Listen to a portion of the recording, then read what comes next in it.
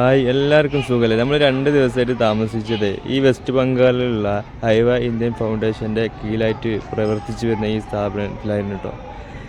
ഇവിടുത്തെ പള്ളിയാണ്. ഇതിൻ്റെ പണികളൊന്നും കഴിഞ്ഞിട്ടില്ല, ഏകദേശം നടന്നുകൊണ്ടിരിക്കുന്നുള്ളൂ. ഇന്ന് നമ്മളൊരു സ്ഥലം വരെ പോകുന്നുണ്ട്. അതായത് ഈ ഫൗണ്ടേഷൻ്റെ കീഴിലായിട്ട് ഇവർ നിരവധി സഹായങ്ങൾ ചെയ്യുന്നുണ്ട് പാവപ്പെട്ടവർക്ക് വീട്. അങ്ങനെ ഒരു വീട് കാണാൻ വേണ്ടിയിട്ടാണ് കേട്ടോ നമ്മൾ തൊട്ടടുത്തുള്ള ഈ ഗ്രാമത്തേക്ക് പോകുന്നത്.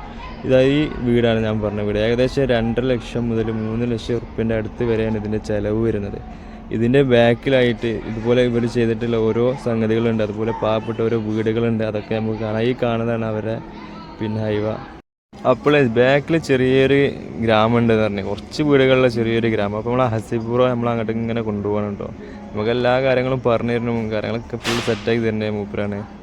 വേറെ ആൾക്കാരുണ്ട്, പക്ഷെ നമുക്ക് ഗ്രാമങ്ങളിൽ കൊണ്ടുപോകാനും എല്ലാ കാര്യങ്ങളും പറഞ്ഞു തരാനൊക്കെ മൂപ്പര് സെറ്റ്. ഇതെന്താ സംഭവം അറിയോ? ഇതിങ്ങനെ കടകാണ് സംഭവം. അതായത് ഈ കാണുന്ന കടക അതിങ്ങനെ വേർതിരിക്കണം അവരവിടെ എന്നിട്ട് ഇവിടെ കൊണ്ടുവന്നിട്ട് ഉണക്കിയിടും. മറ്റൊരു നെല്ല് കണ്ടല്ലോ, ഇങ്ങനെ കോഴി ഇങ്ങനെ അടിച്ച് കയറ്റണ്. അപ്പോൾ ഇതിങ്ങനെ വെയിലത്തിട്ടു. ഇതെന്താ സംഭവം വെച്ചാൽ ആടുകൾക്കും ഒക്കെ ഫുഡ് കൊടുക്കണ വൈക്കോലും ഇതൊക്കെ കൊടുക്കണതിലിട്ടാണ്. ഇതുപോലെ തന്നെ ഇവർ ഒരുപാട് ടോയ്ലറ്റുകൾ ഗ്രാമങ്ങളിൽ വെച്ച് കൊടുക്കുന്നുണ്ട്. ഇവരെ ഫൗണ്ടേഷൻ്റെ കീഴിലായിട്ട് ഒരുപാട് നല്ല കാര്യങ്ങൾ ചെയ്യുന്നുണ്ട്. അതിൽ പെട്ട ഒന്നാണ് ഇത്. ഇവിടുത്തെ ഒരു അത്യാവശ്യം ഈ ഗ്രാമത്തിൽ പെട്ടൊരു വലിയ വീടാണ്. അവർ എത്ര വലിയ വീടുണ്ടെങ്കിലും ചെറിയ വീടുണ്ടെങ്കിലും അവർക്ക് അടുക്കളയും അതുപോലെ തന്നെ വിറകരൊക്കെ സെപ്പറേറ്റ് ആണ്. ഇത് കണ്ടില്ല, ആ വീട് നേരെ ഓപ്പോസിറ്റുള്ള അവരുടെ തന്നെ അടുക്കള കിച്ചണും വിറകരയാണ്. വിറകരൻ്റെ ഉള്ളിൽ നമുക്കിന്ന് കാണാം, ജസ്റ്റ് കാണാം ഉണ്ടോ. വിറക് കട്ടി കിട്ടും. ചിലപ്പോൾ ഇവർ മൃഗങ്ങളെ, അതായത് ആടിന് പശു ഇതൊക്കെ ഉണ്ടെങ്കിൽ അതിനൊക്കെ അതിൻ്റെ ഉള്ളിൽ രാത്രി കയറ്റിവിടും. പിന്നെ അതിനുള്ള ഫുഡും കാര്യങ്ങളും വിറകൊക്കെ അതിൻ്റെ ഉള്ളിൽ തന്നെ. പുറത്ത് സെപ്പറേറ്റ് അടപ്പ്. വീട് എന്ന് വെച്ചാൽ അവർക്ക് വീടിൻ്റെ ഉള്ളിൽ വെറും റൂംസ് മാത്രമേ ഉണ്ടാവുള്ളൂ. 2-3 റൂമുണ്ടാവും. കുട്ടികളുണ്ടല്ലോ, ഒരാൾ മീനിങ്ങനെ എടുത്തു കൊടുക്കുക, അടുത്ത ആൾ അപ്പുറത്ത് നിന്നിട്ട് മീനിങ്ങനെ കട്ട് ചെയ്യാണ്ടാവും. സ്കൂളൊന്നും ഇവർ പോകില്ല. കാരണം എന്താ വെച്ചാൽ ഇവർക്ക് ആ സ്കൂളിൽ പോകുന്ന സമയത്ത് ഇവരെ ജോലിക്ക് പറഞ്ഞു വെച്ചാൽ പൈസ എന്നുള്ള ഒരു ഇതാണ് ഇവർക്ക്. കണ്ടോ, ഇതുവരെ കുളിമുറി, നമ്മൾ കുളിപ്പുര എന്നൊക്കെ പറയും, കുളിമുറി എന്നൊക്കെ പറയും, ആ സംഭവമാണ്. ഇത് 10,000.